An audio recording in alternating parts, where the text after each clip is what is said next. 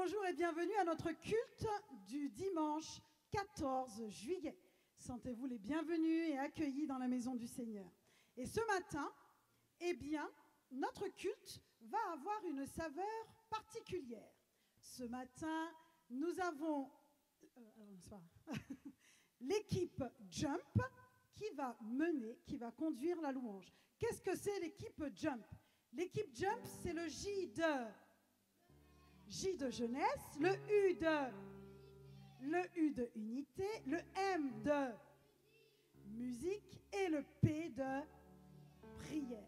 Alors pour ceux qui nous rejoignent peut-être pour les premières fois ces derniers temps, sachez que d'ordinaire, les enfants ont un temps de louange et d'adoration à eux dans la salle, quand on était à Veneux dans la salle du fond. Et pour l'instant, nous ne l'avons pas encore remis en place dans nos nouveaux locaux, mais nous espérons très prochainement pouvoir le faire. Et donc, pendant ce temps de louange avec les enfants, nous prions, nous louons, nous chantons et nous élevons le nom de Dieu ensemble pendant que les adultes le font aussi, eux, de leur côté. Et ce matin, vous avez le privilège d'avoir une bonne partie de l'équipe des enfants qui va venir conduire la louange. D'ordinaire, c'est 1 ou 2 enfants qui chantent, d'autres jouent les instruments. Mais ce matin, pour vous, plusieurs enfants ont répondu présents à cet appel et veulent conduire la louange. Donc, c'est assez intimidant. Même moi, là, je vous l'avoue qu'on est habitué à Veneux dans nos petits locaux, mais là, les grands locaux, c'est assez intimidant. Donc, je vais vous demander de les accueillir pour les encourager. Et les enfants, je vous appelle à monter sur la scène. Pour ceux qui le veulent, ceux qui le souhaitent. Voilà, prenez place.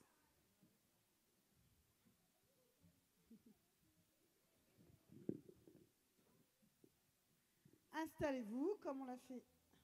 S'il y en a qui veulent nous rejoindre, ce sont les chants qu'on a l'habitude de chanter le dimanche matin ensemble, les enfants.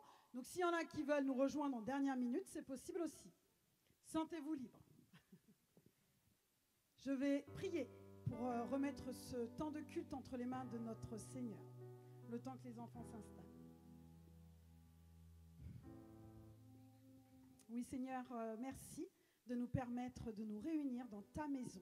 Merci de nous avoir donné ce beau bâtiment, Seigneur, qui nous permet d'élever ton nom, de t'adorer, de t'exalter, Seigneur. Et ce matin, nous voulons te présenter notre louange, qu'elle soit pour toi, un parfum d'adoration, que vraiment tu prennes plaisir à nous entendre, Seigneur, que tu puisses entendre nos prières, nos chants, et que tout soit pour ta gloire, Seigneur. En ton nom, Jésus. Amen. Je vous invite à vous lever pour chanter notre premier chant. Venez le célébrer. Nous sommes là ce matin pour célébrer notre Seigneur.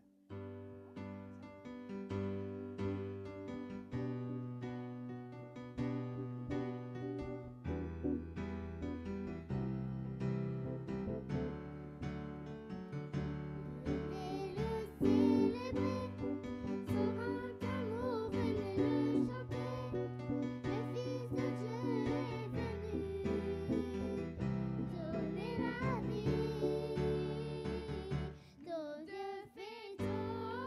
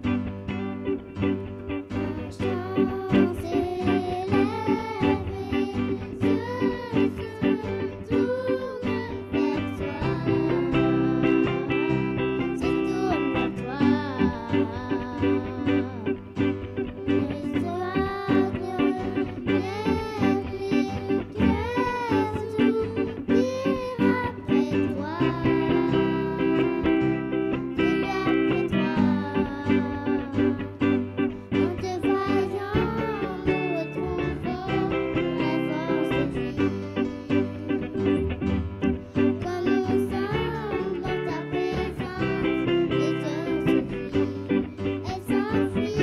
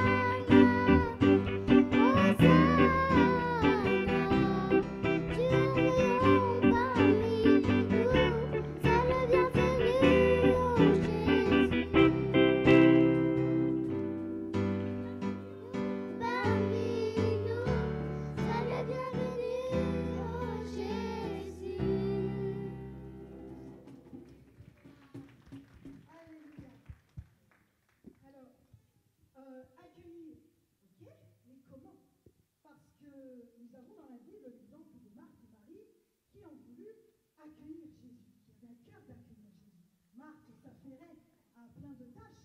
Ce n'est pas mauvais. Mais Marie a voulu se mettre au pied de Jésus et écouter. Donc accueillir Jésus, c'est avant tout être à son écoute. Donc nous accueillons Jésus, qui est, oui, mort sur la croix pour nos péchés, mais qui est ressuscité. Il est vivant. Et c'est ce que nous avons chanté maintenant.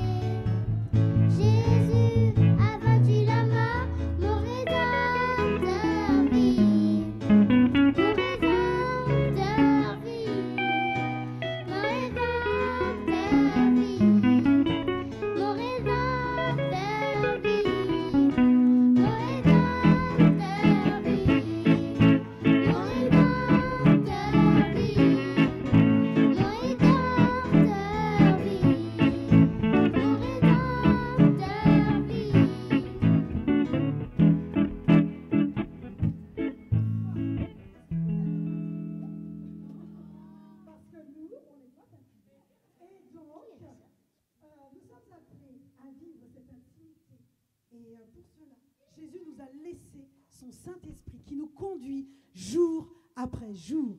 Et ça, c'est une petite flamme en nous qui brille.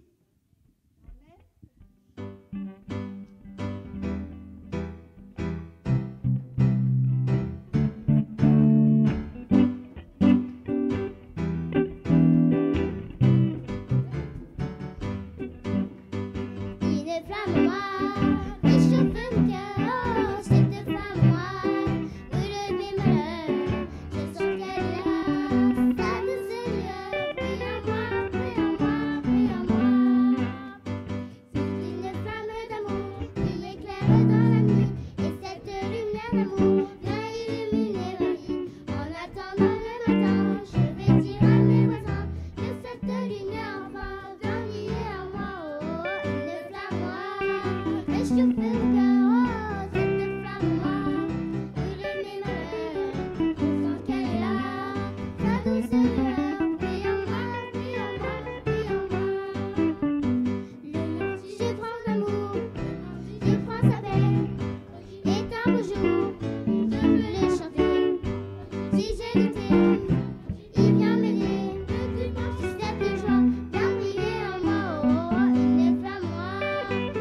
fais mon cœur.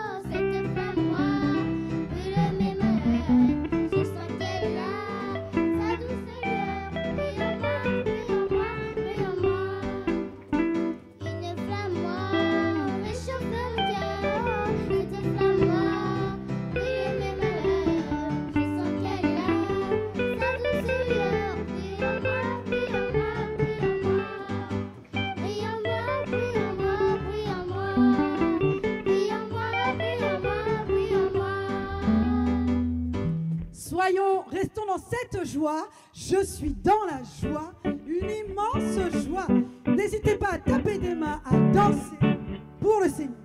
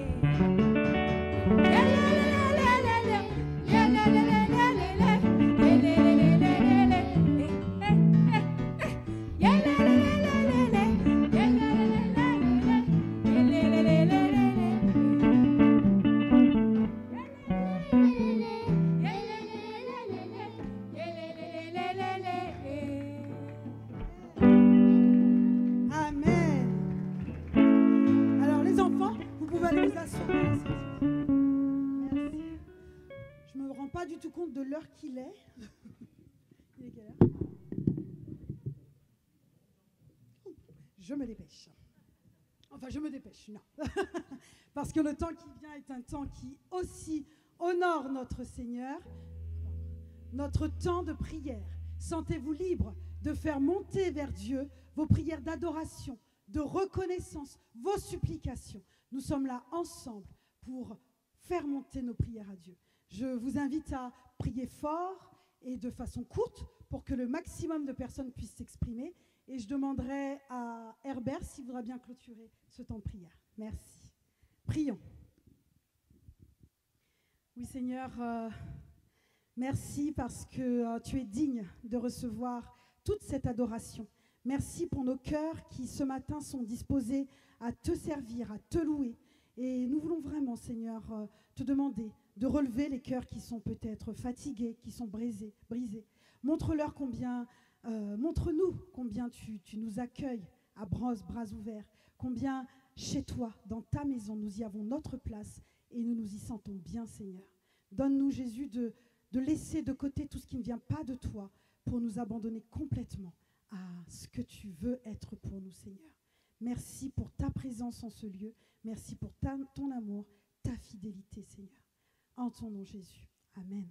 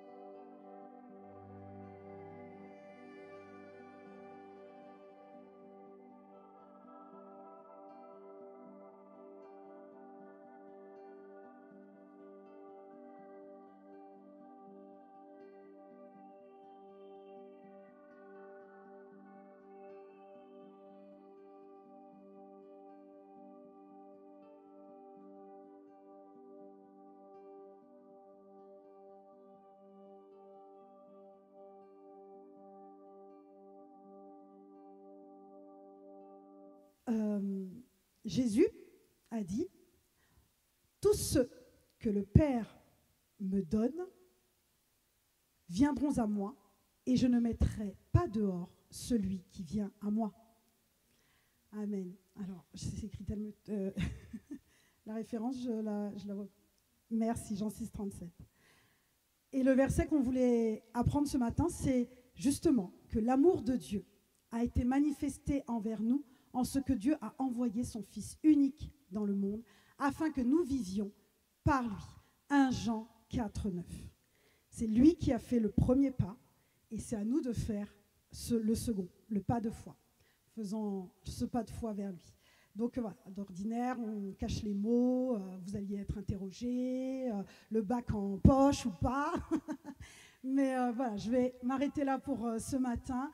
Et un grand merci aux enfants, aux musiciens, un grand merci à Elisabeth pour cette louange. J'appelle Herbert pour les annonces.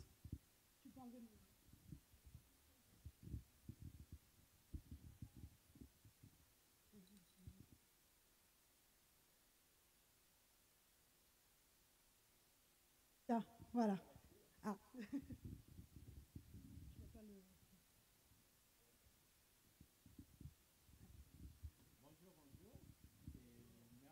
Les enfants nous avoir conduits dans cette première partie du culte et j'aimerais qu'on recommence, mais après, ce sera un peu tard. Alors, c'est le moment des annonces, quelques nouvelles de l'Église. On va commencer par faire une rétrospective, juste ce qui s'est passé la semaine dernière pour... Oui, merci. Super. Du coup, je vais laisser la place à Cynthia qui va nous dire donner les nouvelles du camping de collégiens qu'il y a eu la semaine dernière. Alors, oui, effectivement, le week-end dernier, mais c'est même eux qui peuvent en parler plus que... j'ai vu une tête aussi par là. C'est même eux qui peuvent en parler plus que moi, mais on a fait un petit diapo des meilleurs moments, ou pas. Mais voilà. Vas-y, Encore non. Il ne s'est pas lancé. Tu peux le lancer, Mickaël?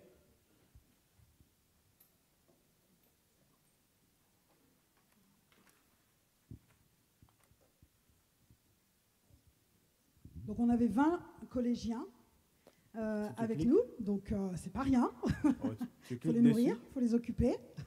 Mais Dieu a été présent tout au long de ce week-end. On a vraiment passé des temps bénis avec du soleil, avec des temps de partage, des activités de qualité, même des surprises. Donc vraiment merci Seigneur pour tout ce bon moment. C'est la 3e fois qu'on fait ce week-end collégien, sur le premier week-end des vacances. Et je pense que c'est une expérience qu'on peut renouveler parce que ceux qui étaient là au premier sont revenus la 3e fois. Donc, c'est que et ont amené des copains. Donc c'est un temps qui est appelé à grandir, à continuer à nous faire du bien. N'est-ce pas les collégiens? Bon, après, les collégiens, il faut faire avec leur... Bon, si ça ne fonctionne pas... Non?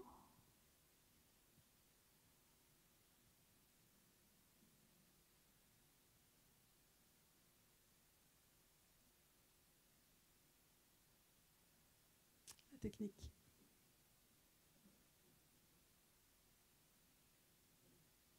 Non? Ça sera pour... Dommage. Rendez-vous dimanche prochain. Mais moi, je ne serai pas là.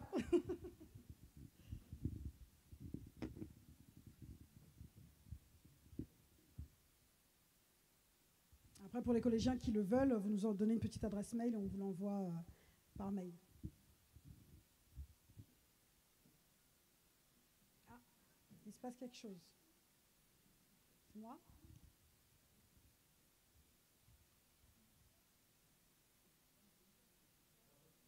Ce sera pour dimanche prochain?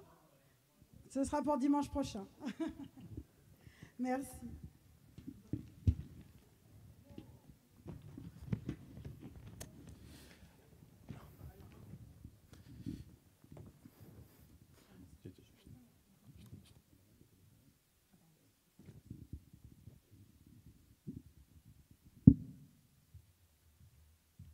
Ah ben, maintenant ça marche. Bon, voilà. Par contre, oui, par contre, il n'y a pas le son. Bon, il y avait la musique avec, mais il y avait la musique avec, mais vous n'avez pas la musique, mais vous avez au moins les images. Il y en a qui font le ménage. Chambre bien rangée.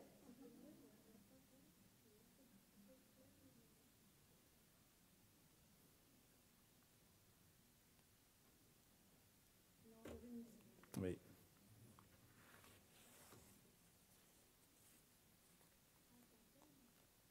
Tu peux commenter. Hein. Ben oui. Notre thème de ce week-end, c'était Dieu la lumière. Donc, c'est sur la lettre de 1 Jean. Donc, petit déjeuner. Burger, c'était camping 3 étoiles hein, au niveau des barbecue, burger.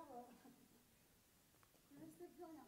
Un grand merci à notre pasteur parce que le couple pastoral était avec nous et Sylvain a bien géré le barbecue. Chamallow grillé, ça c'est la base.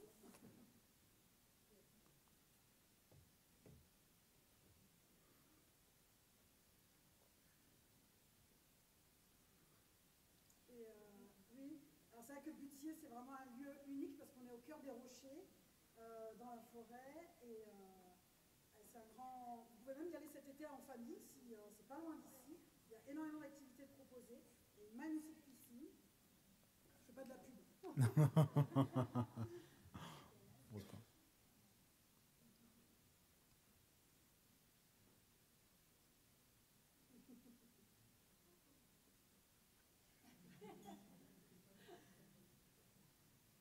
On voulait du soleil, on en a eu. L'eau était chauffée, mais pas pour tout le monde apparemment. Et le défi, faire du mini-golf les yeux bandés. Sans la lumière.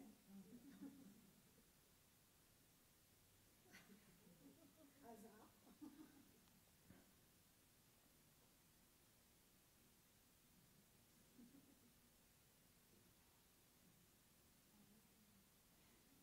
On va faire dans la lumière quand même.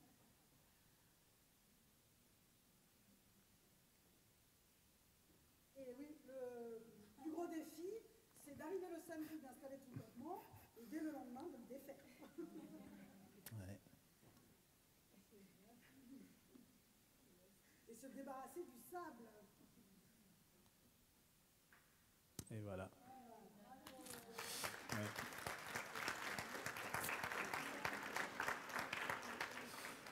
En tout cas, merci pour ces moments et d'autres annonces concernant la vie de l'Église. Donc, cette semaine, la semaine à venir, il y aura Maison ouverte.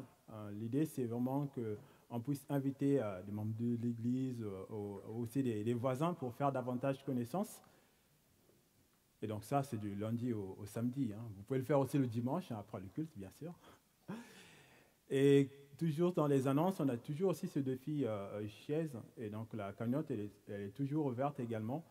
L'idée, c'est vraiment d'encourager les membres et les amis de l'Église de pouvoir faire un don spécifique pour obtenir des chaises, avoir davantage de chaises, et aussi homogénéiser les chaises. Et on tient aussi à rappeler que l'idée, c'est vraiment que ce soit un don spécifique, selon ce que Dieu vous met à cœur. Et à titre indicatif, les chaises, le prix tourne autour de 75 € TTC finalement, la chaise. Voilà, c'est un des défis de l'Église et on compte encore sur Dieu pour pouvoir nous aider à obtenir des chaises. Et il y a toujours aussi la possibilité de soutenir l'Église de manière financière, parce que l'Église a des besoins. Hein. On est reconnaissant d'être dans ces nouveaux locaux, mais en fait, de l'autre côté, il manque encore des salles et les enfants, les pauvres, ne peuvent pas encore être dans leurs classes respectives. Et on prie vraiment pour que Dieu puisse agir, mais aussi que nous puissions être responsables, que Dieu nous donne vraiment de pouvoir donner avec ce qu'on a. Vous avez la possibilité de le faire de manière dématérialisée sur Internet. Vous vous avez les informations sur le site de l'église. Vous pouvez le faire également ici dans l'église, au travers du tronc qui est là-bas, il ne faut pas l'oublier. Et vraiment que chacun puisse donner selon ce que Dieu a mis dans son cœur et que ce soit vraiment pour que l'œuvre de Dieu puisse avancer, en tout cas matériellement, qu'on puisse faire des choses pour pouvoir annoncer l'évangile et aussi le vivre. Et enfin, si vous êtes là pour la première fois ou vous n'avez pas eu l'occasion de remplir un carton contact, vous pouvez voir les membres de l'accueil. Donc, c'est ceux qui ont un badge. Ils vous donneront un carton contact. L'idée, c'est de mettre votre numéro de téléphone et adresse mail pour pouvoir recevoir les nouvelles de l'Église. Et vous pouvez également choisir d'être contacté par le pasteur. Voilà, c'est la fin des annonces pour aujourd'hui. Les enfants donc, vont partir.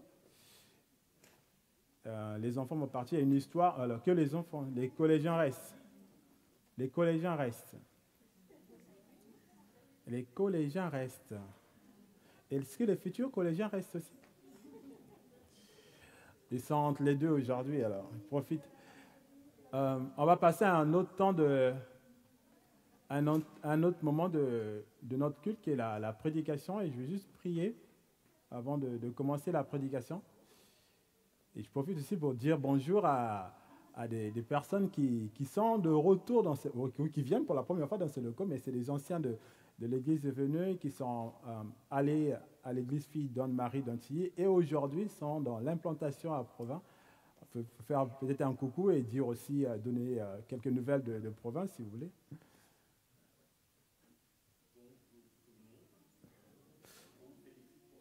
Que la gloire vienne à Dieu. Attends. Vous l'entendez bien? Non. Bon, ok. Bon, je te donne un micro alors. Oui, s'il te plaît. Il a le 3.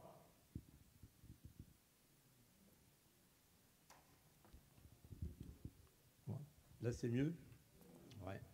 Alors, bon, Donne-Marie va bien. Ils ont un nouveau pasteur. Je ne sais pas si vous le savez. Mais oui. Voilà, il se porte bien. Et puis, Provins, écoutez, on a un local qui nous a été prêté par les catholiques. On se réunit tous les dimanches en fin d'après-midi. C'est pour ça qu'on peut être là le matin, parce que comme c'est en fin d'après-midi. Et on est à peu près, on tourne à peu près entre une trentaine, quarantaine maximum. Et on est encouragé, on est en train d'essayer de voir pour acheter un local. On a déjà vu une possibilité. Et puis, ce qu'il faudrait prier, c'est qu'on a un projet vraiment important, puisqu'on ne peut pas avoir d'église en centre-ville, le maire ne le veut pas. Mais on détourne la chose. On a vu un local en location. Et ce qu'on voudrait faire, c'est qu'on voudrait faire un projet missionnel. C'est installer dans un local, d'un côté, permettre que des artisans exposent des œuvres, parce qu'il y a déjà des gens qui ont été intéressés, il y a un potier, il y a plusieurs personnes, ce qui fait que ces expositions, les gens paieraient juste une petite somme, ce qui permettrait déjà de permettre de payer une partie du local. Et de l'autre côté, on voudrait faire, il y a quelqu'un qui fait par exemple des cours de tricot, il y a Johan Meyou qui fait des cours d'anglais. On voudrait faire plusieurs activités, puisque le local a 2 pièces, et ça permettrait de faire des contacts dans Provins pour pouvoir toucher la population, puisque le maire ne veut pas d'église, mais on ferait une église à l'extérieur, et à l'intérieur, on ferait ce projet missionnel avec un local, où on toucherait la population par différentes activités. Voilà nos projets, et puis merci de prier pour ça. Ouais. On va prier justement, merci. Prions.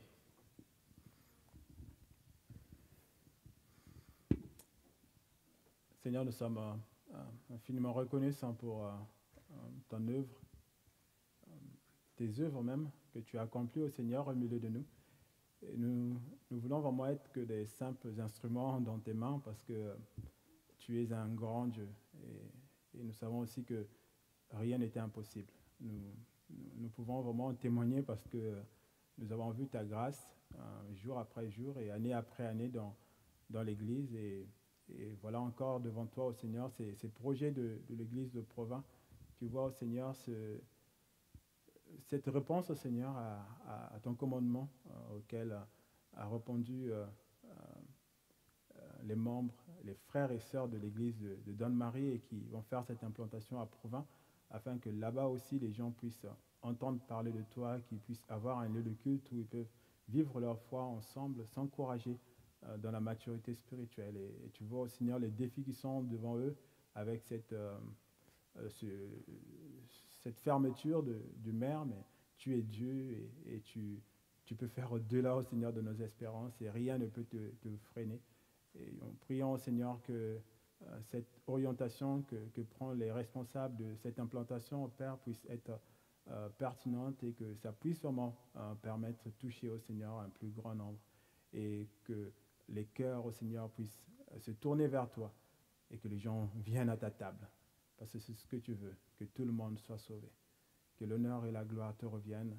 Tu réponds aussi, Seigneur, aux besoins financiers, au Père, avec ces projets d'acquisition, que tu puisses pourvoir au Seigneur, comme tu l'as fait pour l'église de Veneux aujourd'hui à Varennes, comme tu l'as fait pour Donne-Marie et pour bien d'autres. Que l'honneur et la gloire te reviennent, vraiment. Je veux aussi, Seigneur, te remettre ce temps de prédication, que tu sois encore avec moi et que tu nous aides aussi tous à tirer une leçon de ta parole, qu'elle puisse nous nourrir. En Jésus-Christ. Amen. Merci. Si tu peux basculer sur vidéo psaume, merci. Alors aujourd'hui, nous sommes toujours dans la série de prédications sur les psaumes. C'est ce qu'on fait habituellement au mois courant l'été. Et aujourd'hui, nous allons échanger sur le psaume 39, encore un psaume de David. David est le deuxième roi d'Israël et c'était un homme au cœur selon Dieu. Et ce n'est pas moi qui le dis, c'est Dieu lui-même qui le dit. Il aimait Dieu et il le montrait vraiment. Et c'était un roi qui a eu une vie vraiment palpitante, pleine de rebondissements. Et il nous a laissé beaucoup de textes dans lesquels il déverse sincèrement son cœur à Dieu, que ce soit pour le louer, pour l'adorer, pour confesser son péché et se repentir, et même parfois pour se plaindre. Et là, on pourrait dire, un chrétien ne devrait pas se plaindre. Il a une relation sincère et étroite avec Dieu. Il avait compris énormément de choses par rapport à ses contemporains, notamment sur la vie éternelle. Mais c'était un homme comme vous et moi, un homme fait de chair et qui commettait aussi le péché. Et dans le psaume de ce jour, le psaume 39, on le voit bouillonner à cause de l'attitude des autres à son égard. Il est sans doute dans une situation défavorable, peut-être consécutive à un péché. Et cela le vaut des critiques et des moqueries. Je vous propose de lire d'abord les versets 1 à 4 et la première partie du verset 4. On s'arrêtera là dans un premier temps. Et cela, moi, me montre que le silence préserve du mal. Je lis dans la version Second 21. Au chef de chœur, à Sédutum, psaume de David, je disais, je veillerai sur ma conduite, de peur de pécher en parole. Je mettrai un frein à mes lèvres, tant que le méchant sera devant moi. Je suis resté muet dans le silence, je me suis tu, quoique malheureux, et ma douleur était vive. Mon cœur brûlait au fond de moi, mes pensées étaient comme un feu brûlant. Et la parole est venue sur ma langue. On va s'arrêter là dans un premier temps. Alors le repas de midi, pour certains, est peut-être déjà prêt. En plus, c'est jour de fête nationale, c'est important. Et vous l'avez peut-être cuisiné dans une cocotte minute. Et le principe de la cocotte minute, c'est que les aliments sont mis dans une casserole, une cocotte, qui a un couvercle hermétique. Et avec la chaleur, l'eau monte en pression. Et c'est ce qui cuit les aliments.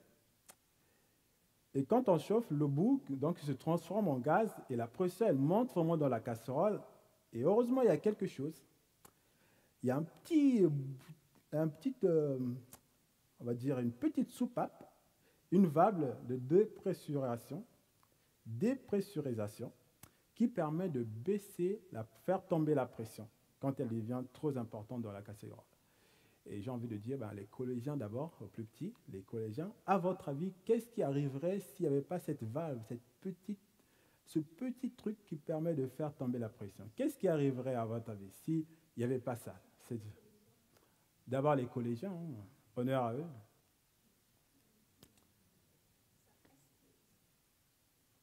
Ah oui, la casserole, elle exploserait s'il n'y avait pas cette valve de dépressurisation. David est un peu dans cet état de cocotte minute. Tout ce qui lui arrive à ses oreilles, ce qu'il voit, le fait bouillonner et il monte vite en pression. La pression monte et monte encore. David est conscient du risque d'explosion qui le guette et aussi des conséquences néfastes qu'aurait cette explosion. Une profusion de paroles, pas des paroles bienveillantes, mais plutôt malveillantes, et qui le conduirait à pécher contre Dieu. Et le péché, c'est tout ce qui est contraire à la volonté de Dieu. C'est tout ce qui va à l'encontre de ce que Dieu a prescrit pour les hommes, le cadre que Dieu il a donné. Et les conséquences du péché non confessé et non pardonné sont dramatiques. On va dire qu'il y a une conséquence ultime, c'est vraiment la mort et la séparation d'avec Dieu le Père. David veut absolument éviter de tomber dans ce piège de la réaction impulsive et irréfléchie qui le mettrait dans une situation encore plus inconfortable que celle dans laquelle il se trouve en proie aux moqueries. Il choisit donc de se taire. Ses oreilles, en revanche, continuent toujours à entendre. Son esprit continue également à réfléchir à tout ce qu'il entend. Et donc, la tension continue à monter. Et le verset 4 nous dit, montre que malgré le vœu de silence que fait David, il est toujours sous pression. Et au verset 4, il dit, « Mon cœur brûlait au fond de moi, mes pensées étaient comme un feu brûlant. » L'état de David nous est sans doute aussi familier. Il nous est déjà aussi arrivé d'être dans cette situation de surpression à cause de différentes raisons. Une offense subie, la moquerie ou l'injustice, comme David dans ce cas-là.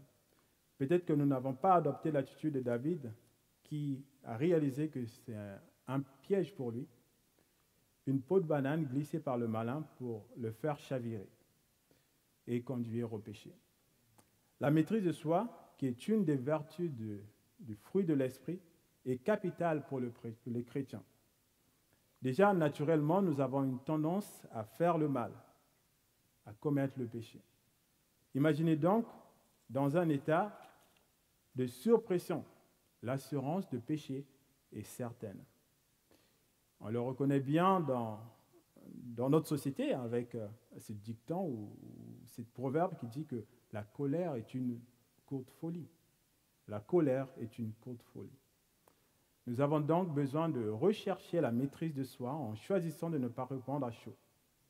C'est vrai qu'on dit qu'il faut battre le fer quand il est chaud, mais moi je dis qu'il faut vraiment être bien équipé. Parce que si on n'a pas l'équipement approprié, on peut se brûler.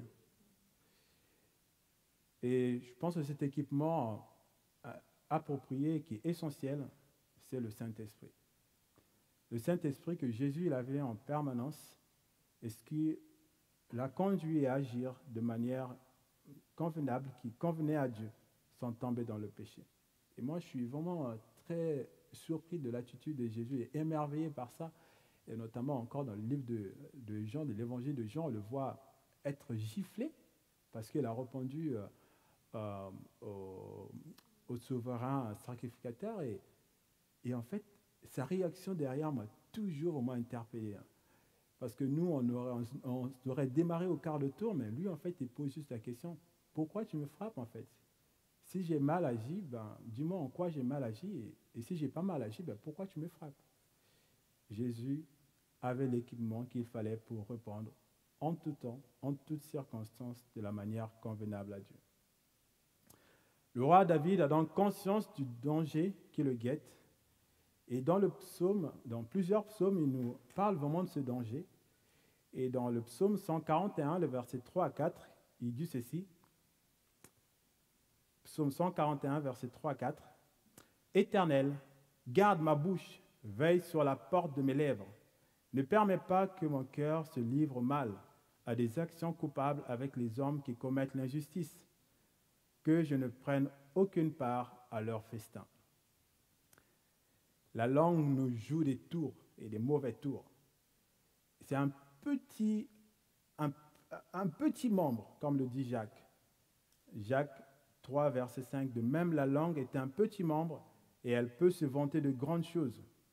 Voyez comment un petit feu peut embraser une grande forêt. La langue aussi est un feu. C'est le monde de la méchanceté.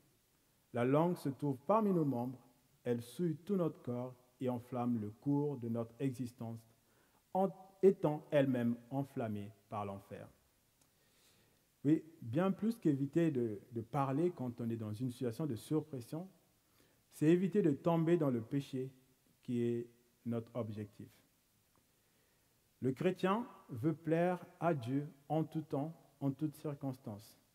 Un Dieu qui a manifesté tout son amour à son égard, mais un Dieu qui ne supporte pas le péché. Même dans le silence, on peut cependant pécher en pensée.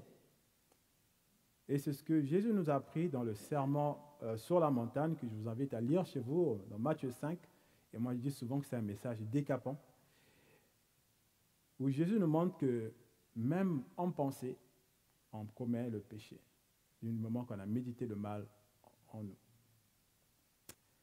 D'une manière générale, donc, veillons sur notre propre conduite, indépendamment des circonstances, afin de ne pas pécher. La suite du texte, la fin du verset 4 et verset 10, nous montre que la méditation sur Dieu et soi-même conduit à l'humilité et met en évidence notre besoin de Dieu. Je continue la lecture, donc toujours dans la version Second 21. Et je commence par la fin du verset 4. Et la parole est venue sur ma langue. Verset 5. L'Éternel, fais-moi connaître quand finira ma vie, quel est le nombre de mes jours, afin que je sache combien je suis peu de choses. Voici, tu as donné à mes jours la largeur de la main, et ma vie est comme un rien devant toi. Oui, même vigoureux, l'homme n'est qu'un souffle. Oui, l'homme va et vient comme une ombre. Il s'agite, mais c'est pour du vent. Il amasse des richesses, et il ignore qui les recevra. Maintenant, Seigneur, que puis-je espérer? C'est en toi qu'est mon espérance. Délivre-moi de toutes mes transgressions. Ne m'expose pas aux insultes du fou. Je reste muet, je n'ouvre pas la bouche, car c'est toi qui agis. David poursuit son processus de dépressurisation, faire tomber la pression pour agir d'une manière qui plaise à Dieu. Et toujours dans son état de bouillonnement, il a dû prier, il a médité, et l'Esprit lui a donné une valve de dépressurisation efficace, l'éphémérité et l'humilité. David, dans sa réflexion, prend conscience que sa vie n'est que temporaire.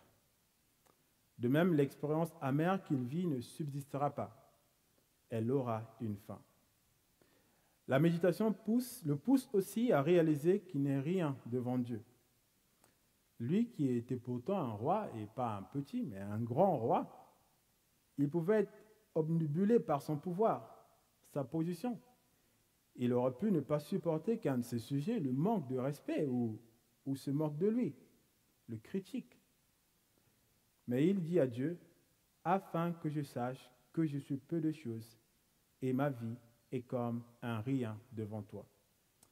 En effet, notre vraie valeur nous est donnée par Dieu, pas parce que les gens disent à propos de nous.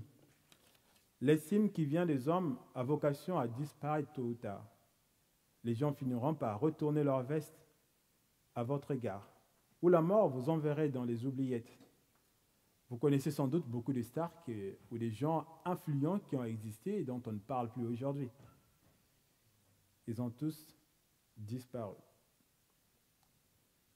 On peut aussi rechercher la richesse, mais là encore, c'est quelque chose que l'on laisse, et ce sont les héritiers qui en bénéficient et on ne sait même pas comment en fait ils gèrent. Mais si notre valeur vient de Dieu, elle est permanente, car Dieu est éternel et lui, il ne se dédie pas. Il ne retournera pas sa veste. Cette valeur vient de la foi qu'une personne met en Jésus-Christ. Parce que Dieu lui-même, il a dit dans Jean 3,16 que Dieu a tant aimé le monde qu'il a donné son Fils unique afin que quiconque croit en lui ne périsse pas, mais ait la vie éternelle.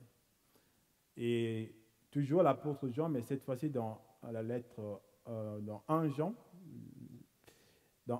3, versets 1 et 2, il dit « Voyez quel amour le Père nous a témoigné pour que nous soyons appelés enfants de Dieu. Et nous le sommes. » Je m'arrête là. Oui, c'est Dieu qui donne une valeur, la vraie valeur à l'homme et la femme, une valeur permanente. Et David ne veut pas perdre de vue sa condition naturelle et celle que Dieu lui propose d'acquérir en lui indiquant le chemin, se confier en lui. J'ai entendu beaucoup d'hommages aux moniteurs et monitrices, et moi aussi je vais leur rendre hommage en tout cas. Je me rappelle qu'il y a une trentaine d'années maintenant, j'ai participé à l'école dimanche, on faisait des sketchs, j'avais 10 ans. On faisait des sketchs et j'ai retenu en fait les paroles de ce sketch et j'espère que les autres participants ont fait de même.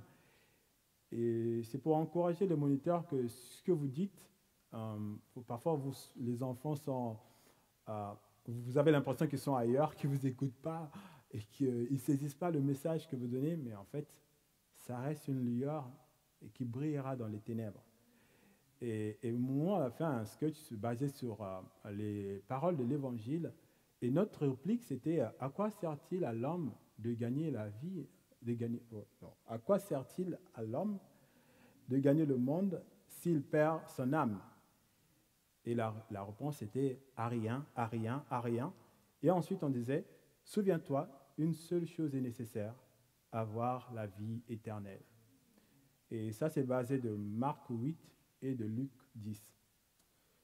Nous vivons, hélas, parfois en oubliant que nous ne sommes pas éternels sur terre et que nous ne sommes pas maîtres de l'horloge. Nous faisons du sport pour nous entretenir et nous maintenir à bonne santé, mais des plus grands sportifs ont aussi eu des pépins de santé et ont même subi la mort subite. Nous travaillons dur parfois au-delà du nécessaire pour acquérir de biens, de la richesse, pour être à l'abri du besoin, mais personne ne peut être certain de jouir de ces richesses et de la manière dont ça sera géré par les héritiers. Avoir la vie éternelle et en prime, en bonne santé, dans la présence glorieuse de l'unique Dieu, créateur, dont la créativité nous éblouit encore aujourd'hui, est presque un rêve. Mais ce n'est pas un rêve, c'est la réalité. C'est un avenir certain qui est offert à quiconque croit en Jésus-Christ et décide de lui obéir. Cette prise de conscience de David le pousse à adopter une position salvatrice. Mettre son espérance en Dieu, compter sur Dieu. Il crie alors à Dieu et lui demande de le délivrer de ce qui peut l'envoyer, de ce qui peut l'empêcher de vivre éternellement à ses côtés et de jouir de sa valeur éternellement, c'est-à-dire donc le péché. Il demande à Dieu de lui pardonner ses péchés, afin que cela ne le porte pas préjudice dans sa relation avec Dieu. Dieu, en effet, est saint. Il ne peut être en étroite relation avec le pécheur. Je veux dire le pécheur, quelqu'un qui entre guillemets, comme un professionnel du péché, quelqu'un qui se plaît dans cette situation et qui ne confesse pas son péché, qui ne demande pas pardon. Parce que Dieu a encore donné une promesse certaine à quiconque croit en Jésus-Christ. C'est que si nous reconnaissons nos péchés, il est fidèle et juste pour nous les pardonner et pour nous purifier de tout mal. Le fou, ou l'insensé dans certaines versions, ne réalise pas la grâce de Dieu pour le pécheur. L'insensé ne réalise pas que la volonté de Dieu n'est pas que les hommes soient perdus, n'est pas que les hommes souffrent, mais plutôt qu'ils soient sauvés en mettant leur confiance en Jésus-Christ. David est peut-être au plus bas de sa vie, peut-être à cause d'un péché, mais dans cette situation, il aurait eu plutôt besoin d'un encouragement, de quelqu'un qui l'aide à pointer son regard vers Dieu. Et au contraire, l'insensé le culpabilise davantage. Il l'accable au risque de le faire perdre tout espoir de rétablissement. Et heureusement, David ne se laisse pas déstabiliser. Il tourne son regard vers Dieu. Et il s'attend à la réaction de Dieu, à la fois en sa faveur et aussi contre ses détracteurs, car Dieu est le juste juge. Il n'est pas demandé aux hommes de se faire justice eux-mêmes, mais c'est à Dieu de donner à chacun ce que méritent ses actes et de juger. Ainsi, il peut dire au verset 10, « Je reste muet, je n'ouvre pas la bouche, car c'est toi qui agis. » Le cheminement de David qui le conduit à Dieu est intéressant et exemplaire aussi pour nous aujourd'hui. Nous vivons des épreuves, des périodes difficiles, plus ou moins courtes ou longues. Nous n'en connaissons pas le terme, mais nous avons cette certitude qu'elles auront une fin. Que Dieu nous donne la force de relativiser et aussi de la résilience pour continuer à regarder à lui indépendamment de l'intensité de l'épreuve, de la souffrance. Après l'épreuve, la vie ici-bas sur terre, nous serons avec Dieu le Père, Jésus-Christ son Fils, dans son royaume où il n'y aura plus de mort, plus de larmes. Et l'apôtre Jean, un disciple de Jésus, a eu la révélation de cette vie aux côtés de Dieu. Dans Apocalypse 21, le verset 3 à 6a, il dit « J'entendis une voix forte venant du ciel qui disait « Voici le tabernacle de Dieu parmi les hommes. Il habitera avec eux, ils seront son peuple, et Dieu lui-même sera avec eux. Il sera leur Dieu. Il essuiera toute larme de leurs yeux. La mort ne sera plus. Il n'y aura plus ni deuil, ni cri, ni douleur, car ce qui existait avant a disparu. » Celui qui était assis sur le trône dit « Voici que je fais toutes choses nouvelles. » Il ajouta « Écris cela, car ces paroles sont dignes de confiance et vraies. » Puis il me dit « Je suis l'alpha et l'oméga, le commencement et la fin. » Soyons aussi, nous, des encouragements des uns et des autres. Ne soyons pas comme cet insensé qui prive le pécheur du salut. Il n'y a aucun péché que Dieu ne puisse pardonner, si ce n'est celui de refuser sa main tendue. C'est la seule chose qui peut écarter de la vie éternelle, refuser de croire en Dieu, en son Fils Jésus-Christ et en son autorité. En face d'un frère, d'une sœur qui semble être dans l'erreur, rappelons-nous que nous sommes aussi des pécheurs, que nous ne sommes pas parfaits. Et que tout comme la personne, Dieu nous fait grâce du pardon en reconnaissant nos péchés. Soyons des encouragements pour aider à tourner les yeux vers Christ. Et si nous sommes victimes de quoi que ce soit, n'ayons pas une trop haute estime de nous-mêmes. Rappelons-nous que nous ne sommes rien sans la valeur que Dieu nous donne. Adoptons l'attitude de David ou de Jésus. Et il est dit de Jésus dans Ésaïe 53, verset 7, « Il a été maltraité, il s'est humilié, il n'a pas ouvert la bouche. Il paraît à un agneau qu'on mène à l'abattoir, à une brebis muette devant ceux qui l'attendent. Il n'a pas ouvert la bouche. » Il n'a pas ouvert la bouche alors que c'était avéré que c'était de l'injustice qu'il vivait. Il n'a pas ouvert la bouche, pourtant c'était sûr qu'il était innocent. Il n'a pas ouvert la bouche parce qu'il avait une mission et parce qu'il voulait plaire à Dieu. Adoptons en tout cas cette attitude, celle de Jésus-Christ. Laissons aussi Dieu agir à notre place. ayant compassion de notre offenseur et recherchant son bien et non son malheur. Recherchons également cet objectif, plaire à Dieu pour être un témoin fidèle et un encouragement, même pour nos détracteurs, pour ceux qui nous veulent du mal. Versets 11 à 14, enfin, montre la bienveillance de Dieu dans sa justice envers ceux qui font appel à lui et la seule espérance, même pour le coupable. La bienveillance de Dieu dans sa justice envers ceux qui font appel à lui est la seule espérance, même pour le coupable. David continue. « Détourne tes coups de moi, je m'épuise sous les attaques de ta main. Tu corriges l'homme en le punissant de sa faute. Tu détruis comme la teigne ce qu'il a de plus cher. Oui, tout homme n'est qu'un souffle.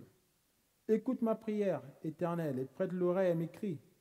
Ne sois pas insensible à mes larmes, car je suis un étranger chez toi, un résident temporaire, comme tous mes ancêtres.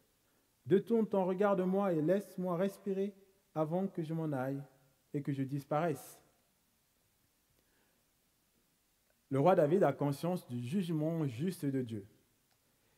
Dieu ne laisse pas impuni une faute. Et j'ai envie de dire, d'un côté, c'est rassurant. Imaginez une société dans laquelle où les règles ne seraient pas respectées et dans laquelle chacun peut agir à sa guise en toute impunité. Ça s'appelle l'anarchie, le chaos, et rien de bon ne peut sortir du chaos.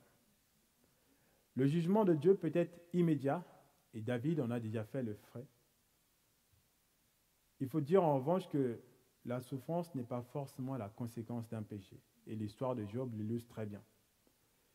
Le jugement de Dieu peut tomber aussi a posteriori, plus tard. Et le jugement universel de Dieu viendra tôt ou tard. La Bible dit dans Hébreux 9, le verset 27, qu'il est réservé aux hommes, réservé aux êtres humains de mourir une seule fois, après quoi vient le jugement.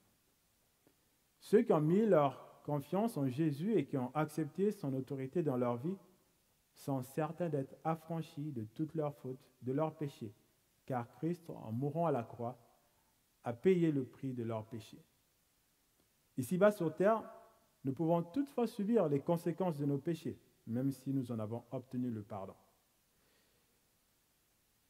Par exemple,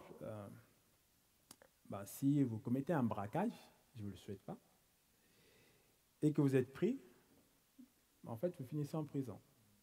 Et même si vous demandez pardon et que Dieu vous pardonne, vous subirez quand même la conséquence de cet acte, parce que la justice humaine vous condamnera.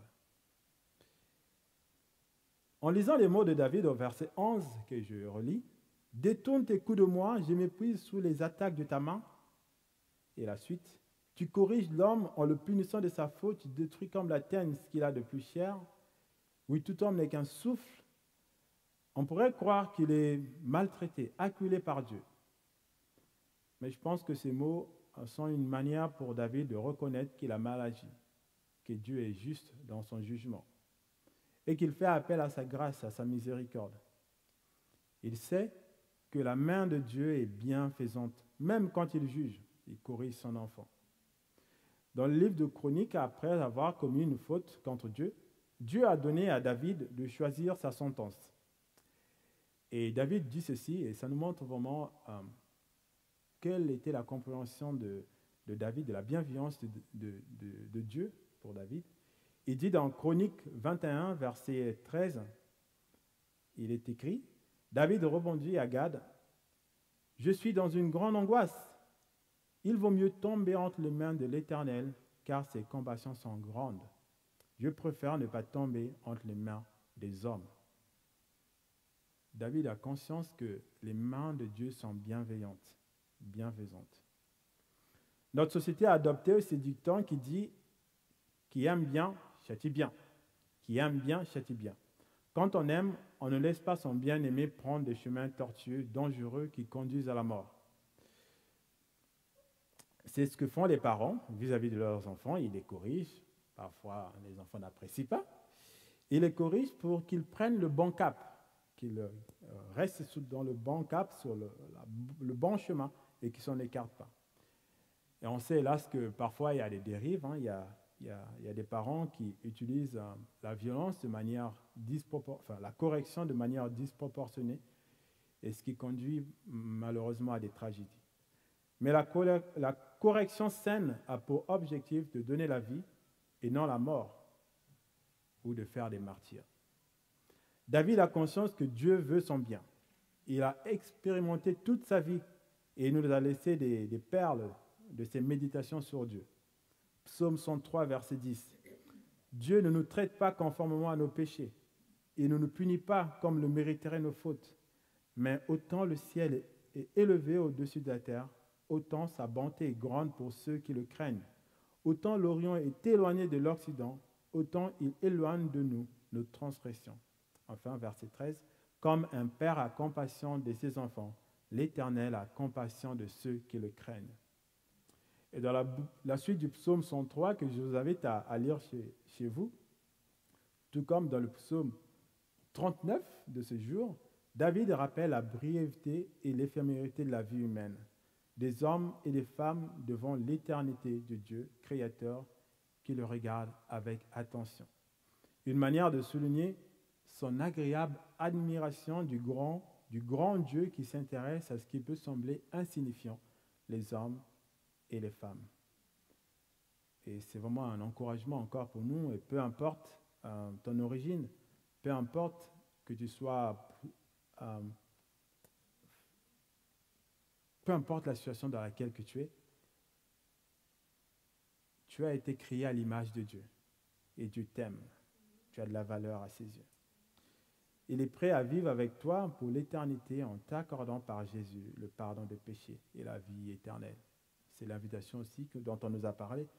L'invitation que Jésus-Christ a faite est réservée à toute personne, indépendamment de son origine, indépendamment de son intelligence. Du moment que c'est une personne, elle a été créée à l'image de Dieu et Dieu l'invite à sa maison. Et c'est une fois de plus le fruit de sa méditation sur Dieu qui pousse David à crier à pleine voix à Dieu. Il fait appel à Dieu et crie sa misère, sa souffrance, peut-être physique, mentale. Après tout ce que j'ai dit sur la fin du psaume, les mots de David peuvent laisser perplexe. Et moi, j'avoue que ça m'a laissé un peu perplexe. Verset 14, où il dit « Détourne ton regard de moi et laisse-moi respirer avant que je m'en aille et que je disparaisse. Détourne ton regard de moi et laisse-moi respirer avant que je m'en aille et que je disparaisse. » On pourrait croire que David est vraiment dépité et il veut se soustraire du regard de Dieu. Il est en effet étranger, c'est Dieu, et il rappelle que toute personne disparaîtra ici-bas sur terre. Tout homme, toute femme ne peut donc pas revendiquer légitimement sa place auprès de Dieu, car il est un étranger au royaume de Dieu. Le royaume de Dieu, c'est le royaume où il réside que des personnes saintes qui ne commettent pas le péché et sur lesquelles l'autorité de Dieu s'exerce pleinement. L'accès au royaume de Dieu est donné à chaque homme, à chaque femme, mais ce n'est pas par leur propre force, mais c'est par grâce. Donc on ne peut pas revendiquer l'accès à Dieu. Ce n'est pas au prix des labeurs, des sacrifices, des privations que ça s'acquiert, mais au prix de la foi, en la foi en Jésus-Christ, qui est mort et ressuscité à la croix. David veut nous rappeler notre condition. Il parle de lui, de ses ancêtres, en disant qu'ils sont passagers tous et qu'ils sont étrangers à Dieu. Mais alors, comment comprendre la fin de Tourne ton regard de moi et laisse-moi respirer avant que je m'en aille et que je disparaisse? Est-ce que David est dépité au point de dire qu'il ne croit pas en tout ce que j'ai dit, en tout ce qu'il a compris dans sa méditation? Moi, j'ai une autre compréhension en tout cas de cela, même si c'est vraiment un verset qui m'a laissé très, très, très perplexe en le lisant. Mais je pense que c'est une manière plutôt de David de dire à Dieu, mon espérance en toi est vaine. Si mon espérance en toi est vaine, c'est tout ce que je sais de toi, tout ce que j'ai compris de toi, c'est vain, alors ne m'inflige pas la correction. Laisse-moi vivre un peu en paix et que je disparaisse pour de bon. Si mon espérance, tout ce que j'ai compris de toi, c'est vain, alors laisse-moi respirer un peu, ne m'inflige pas la correction. Que je sois un peu en paix, que je meure et que je disparaisse. Une autre manière de dire, si ce que j'ai cru, ce que j'ai compris de toi est vrai, alors j'accepte la correction. Alors j'accepte de me laisser conduire par toi, que ce soit par l'épreuve. Parce que je sais que tout ça aura une fin et à la fin, je serai avec toi pour l'éternité. Ça m'a rappelé ce que l'apôtre Paul disait à des chrétiens qui étaient sceptiques de la vie, de la résurrection des morts. Dans 1 Corinthiens 15, il leur dit, « Si les morts ne ressuscitent pas, Christ non plus n'est pas ressuscité. Alors, mangeons, buvons, car demain nous mourrons. Mais Christ est bien ressuscité, et la promesse de la vie avec Dieu est bien certaine. » David croit donc fermement à l'espérance de la vie éternelle. Sans cela, la vie n'aurait pas de sens. C'est une manière de dire cela. Qu'il croit fermement à l'espérance de la vie éternelle en Dieu, et sans cela, la vie n'a pas de sens. Les mots de David sont aussi une manière de dire à Dieu, « À toi de me secourir, de me redonner la joie, indépendamment des circonstances. » Oui, Dieu peut donner la joie indépendamment des circonstances, même si ça peut nous paraître difficile à comprendre. Mais peut-être que vous vivez une épreuve qui vous semble injuste ou même méritée, peut-être consécutif à un péché, à une faute. Soyons sûrs d'une chose, Dieu veut notre bonheur. Dieu veut notre bien. Et le vrai bonheur, c'est celui qui est dans le royaume de Dieu. Ce n'est pas celui qui dure un temps ici-bas sur terre. Et c'est à celui-là que Dieu nous appelle. Et si Dieu a permis que vous viviez et que nous vivions une épreuve, faisons comme David. Crions à lui notre espérance. Dieu est notre seule espérance. On peut lui dire, Seigneur, aide-nous, aide-moi à sortir de cette épreuve et à en tirer des leçons pour mon cheminement avec toi, pour ma relation avec toi. Enfin, qu'est-ce qui donne un sens à notre vie? Est-ce que ce qui donne un sens à notre vie, c'est quelque chose de permanent, de perpétuel, ou quelque chose d'éphémère? Comme David, croyons fermement à l'espérance de la vie éternelle. Et c'est ce qui donne un vrai sens à la vie. Les épreuves sont à la fois comme un crash test de la solidité de la foi et de la confiance en Dieu. Mais en même temps, ça peut être aussi un piège. Les propos injustes ont tendance à nous attirer vers le bas en nous poussant à pécher contre Dieu. Et comme David, prenons de la hauteur pour avoir les yeux sur ce qui est primordial et qui est notre objectif, honorer Dieu. Que notre cœur soit attiré à lui par un chant réconfortant, une parole biblique, l'encouragement d'un frère, d'une sœur, tout ce qui est positif et qui nous aide en tout cas à tourner nos regards à Dieu. Ayons à l'esprit que l'épreuve peut aider à grandir en maturité spirituelle et à devenir un encouragement pour les autres. Ayons à l'esprit que ça dure qu'un temps. Et ayons aussi à l'esprit que Dieu est à nos côtés, parce que c'est une promesse de Jésus-Christ, qu'il est aux côtés de ses disciples, de ceux qui mettent leur confiance en lui jusqu'à la fin des temps. Je termine par ce passage d'Ésaïe 15 où Ésaïe rappelle ce que Dieu avait promis ou ce que Dieu avait dit au peuple d'Israël et qui, hélas, avait refusé de l'écouter. En nous exhortant, nous, de ne pas faire comme le peuple d'Israël, mais d'écouter et d'accepter ce que Dieu il a dit.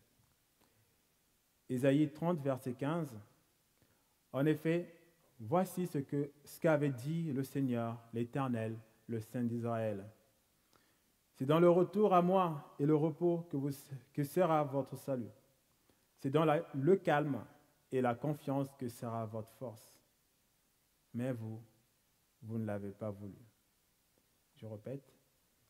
En effet, voici ce qu'avait dit le Seigneur, l'Éternel, le Saint d'Israël. C'est dans le retour à moi et le repos que sera votre salut. C'est dans le calme et la confiance que sera votre force. Mais vous ne l'avez pas voulu. Et je nous invite vraiment à tirer des leçons de ça et à accepter ce que Dieu a dit au peuple d'Israël et à nous aujourd'hui, adoptant la zen attitude, même si je sais que dans l'épreuve, ce n'est pas toujours évident, je suis conscient de cela. Et laissons-nous attirer par Dieu et écoutons-le. Je vous invite à la prière.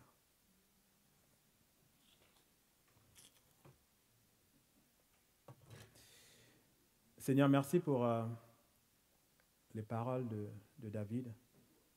C'était vraiment un frère d'encouragement pour nous. Et il nous a laissé des textes qui parfois nous troublent un peu quand il crie à toi contre des méchants qui prospèrent, par exemple. Mais nous apprécions vraiment la sincérité de son cœur qu'il t'ouvre au Seigneur et aussi les leçons qu'il tire de ces méditations qui nous aident, nous aussi, à traverser des périodes spéciales de notre vie. Et aujourd'hui, au Seigneur, nous voulons nous rappeler que lorsque nous vivons une injustice, quand nous sommes dans l'épreuve, nous devons prendre le temps de nous poser, de faire silence, de méditer, et que dans ta grâce, seulement cette méditation nous donne des armes pour ne pas tomber dans le péché, des armes pour te mettre toi en avant et continuer notre cheminement avec toi en mettant toute notre espérance en toi. Seigneur, je prie pour des personnes qui traversent des moments difficiles, des personnes qui vivent des épreuves. Je prie au Seigneur que ces difficultés ne viennent pas à bout de leur foi, mais au contraire au Seigneur, que ça les rapproche de toi et que dans ta grâce, tu puisses aussi mettre un terme au Seigneur à cette souffrance, à cette épreuve, comme tu l'as fait pour David, comme tu l'as fait pour Job et comme tu l'as fait pour bien d'autres. Et bien que nous reconnaissons que tu es souverain et que c'est toi qui décides et qui choisis le moment où nous en sortons, mais tu es aussi le Dieu compatissant, le Dieu qui entend la prière de ses enfants. Et dans ta grâce, Père, que tu puisses secourir toute personne qui est dans une épreuve, ô Père. Que tu nous aides aussi, ô Père, à faire collectivement ta volonté, à être des témoins là où tu nous places, pour que les autres voient notre manière d'agir et que eux aussi cherchent à connaître celui qui change des cœurs, Jésus-Christ. Que l'honneur et la gloire te reviennent à toi et à toi seul. En Jésus-Christ. Amen. Alors, il y avait un dernier chant, mais je vous propose de le chanter quand même. Le dernier chant, c'est justement un chant qui dit à Dieu d'attirer notre cœur. Seigneur, attire.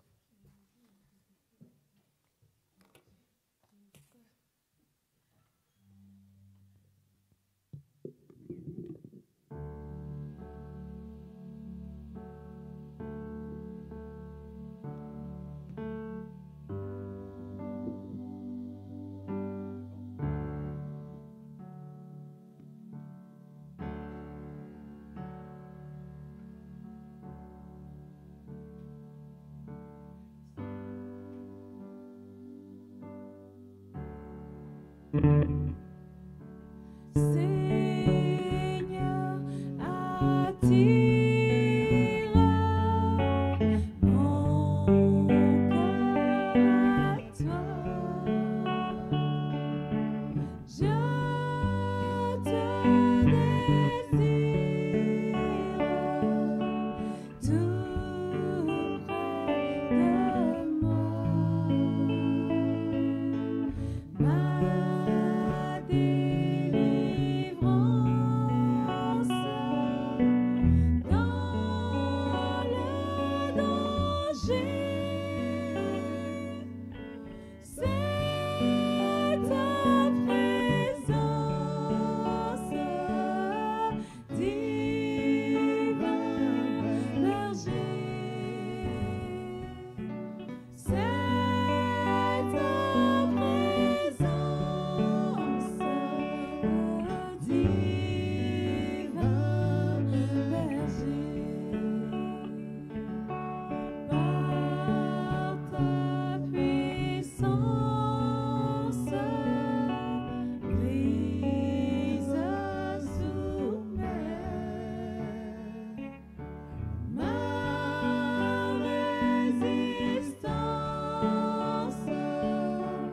à tout jamais. Courbe mon être, ma volonté. Sois-en le maître, indiscuté. Sois-en le maître, indiscuté. Quand je contemple près de ta croix ton exemple, Jésus mon roi. À mon cœur aspire à s'immoler, tant je désire te ressembler. Tant je désire te ressembler. Prends-je m'élance pour t'obéir. Prends-je m'avance pour te servir. Sous ton aile, loin des péchés, sauve fidèle, tiens-toi caché. Sauve fidèle, je sois caché.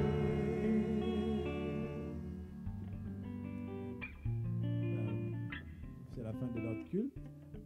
Bon dimanche et bonne semaine à vous tous. Vous pouvez encore profiter aussi du temps à échanger les uns avec les autres. Et en tout cas, bonne semaine.